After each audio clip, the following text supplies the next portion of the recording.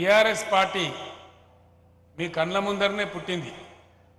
BRS పుట్టిందే తెలంగాణ రాష్ట్రాన్ని సాధించడానికి, తెలంగాణ ప్రజల హక్కులు సాధించడానికి. కాంగ్రెస్ పార్టీ 50 ఏళ్ళు ఈ దేశాన్ని పరిపాలన చేసింది.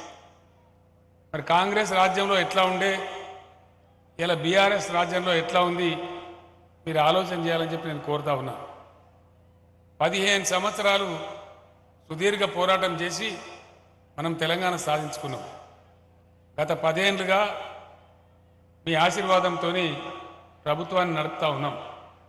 ఈ 10 ఏళ్లలో తెలంగాణ ఎట్లా ఉంది, అంతకుముందు 50 ఏళ్ల కాంగ్రెస్ జమానాలో ఎట్లా ఉందనే దయచేసి మీరు ఒకసారి బేరీజ్ వేయాలి, ఆలోచన చేయాలని కోరుతా ఉన్నా.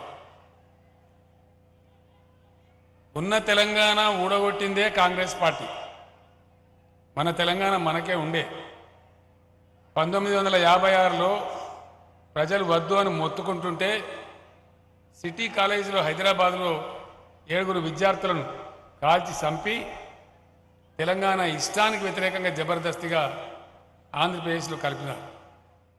58 సంవత్సరాలు మనం గోసపడ్డాం.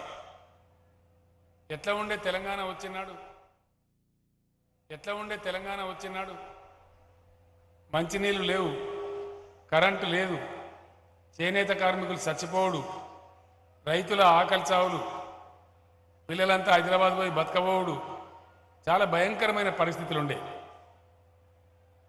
అవన్నీ మీకు తెలిసిన విషయాలు, నేను కొత్త విషయాలు చెప్తలేను.